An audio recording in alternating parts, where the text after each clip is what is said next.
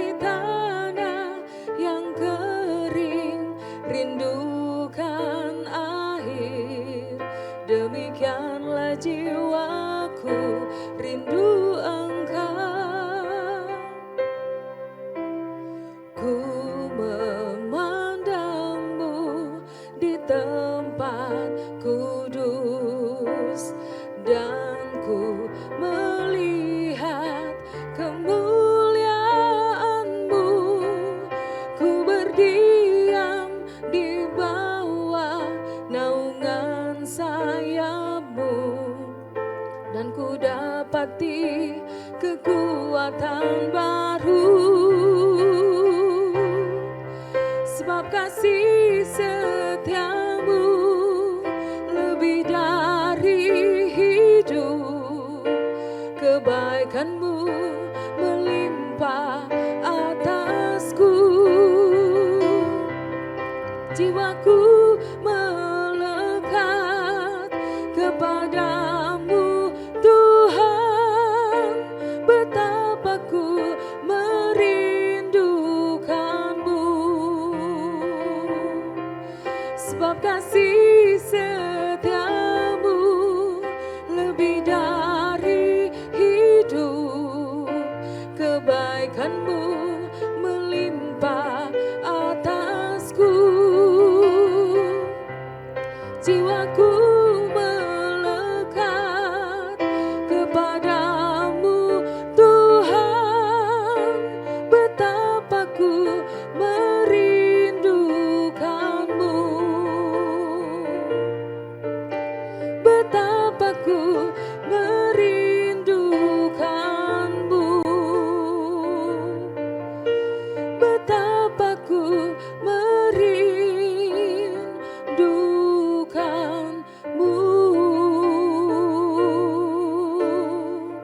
Kami merindukan-Mu, Yesus Tuhan. Haleluya. Terima kasih Yesus, terima kasih Bapa. Engkau baik, Engkau baik Tuhan. Terima kasih, kemuliaan bagimu, kemuliaan bagimu Tuhan. Terima kasih.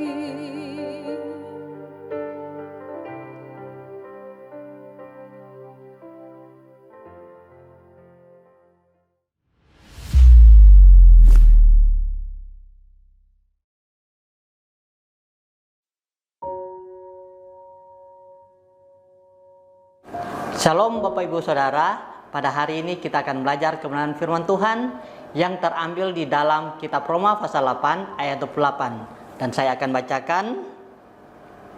Kita tahu sekarang bahwa Allah turut bekerja dalam segala sesuatu untuk mendatangkan kebaikan bagi mereka yang mengasihi Dia, yaitu bagi mereka yang terpanggil sesuai dengan rencana Allah. Saya berikan tema perenungan firman Tuhan pada hari ini, PHP, atau pemberi harapan pasti. Banyak orang kadangkala memberikan janji-janji yang manis. Sebuah janji, pada saat berpacaran mereka menjanjikan dengan beribu janji-janji. Tapi kadangkala sebagian besar janji-janji itu tidak tergenapi, atau dikatakan pemberi harapan palsu. Tetapi pada pagi hari ini, pada hari ini kita akan belajar bahwa Kristus Yesus, Dia adalah Allah yang memberi pengharapan yang pasti. Harapan pasti yang seperti apa yang Dia akan berikan bagi kita. Biasa kita berpikir bahwa ayat ini yaitu ayat yang enak, seperti begitu. Karena Allah turut bekerja di dalam segala sesuatu untuk mendatangkan kebaikan. Tetapi tahu tidak Bapak Ibu, bahwa ayat ini ditulis oleh Rasul Paulus di tengah-tengah ketidaknyamanan, di tengah-tengah penderitaan yang dia alami karena Injil Kristus. Sekarang kita akan belajar bahwa pengharapan pasti yang seperti apa yang Tuhan Yesus berikan. Yang pertama, yaitu Dia adalah Allah yang menyertai. Di sini dikatakan Allah turut bekerja. Dari bahasa aslinya itu memakai kata sunergeo. Arti pertama kata sunergeo yaitu work together atau bekerja bersama-sama. Ini mengandung arti bahwa Dia adalah Allah yang tetap bekerja bersama-sama di tengah-tengah penderitaan yang kita alami, masalah yang kita alami. Dia Allah yang tetap bekerja di setiap penderitaan yang kita alami. Bayangkan Tuhan Yesus di saat Dia menderita di atas kayu salib, begitu sangat menderitanya. Apakah tidak mungkin Dia adalah Allah yang selalu menyertai kita di tengah-tengah penderitaan yang kita pernah alami hari-hari ini? Kita tahu bahwa COVID yang berkepanjangan membuat banyak masalah yang terjadi dalam kehidupan kita, masalah ekonomi, dalam pemerintahan dan lain sebagainya. Bahkan masalah-masalah di mana minyak harus naik, membuat ibu-ibu menderita, menjerit. Karena kenapa? Karena minyak kelapa itu naik. Belum lagi sembako-sembako yang lainnya berdampak untuk naik. Di tengah-tengah masalah yang kita alami, masalah ekonomi, percaya bahwa Allah turut bekerja di dalam segala sesuatu. Dia adalah Allah yang selalu menyertai walaupun kita mengalami masalah. Dia adalah Allah yang tidak pernah meninggalkan kita sedetik pun. Walaupun murid-muridnya meninggalkan Tuhan Yesus, tapi Tuhan Yesus tidak pernah meninggalkan kita dalam setiap masalah yang kita alami. Itu yang pertama. Pemberi harapan pasti yang seperti apa yang Tuhan lakukan kepada kita semua, yaitu Dia adalah Allah yang menolong. Kata turut bekerja juga selain dari kata synergio, artinya bekerja bersama-sama. Arti lain yaitu menolong di dalam pekerjaan.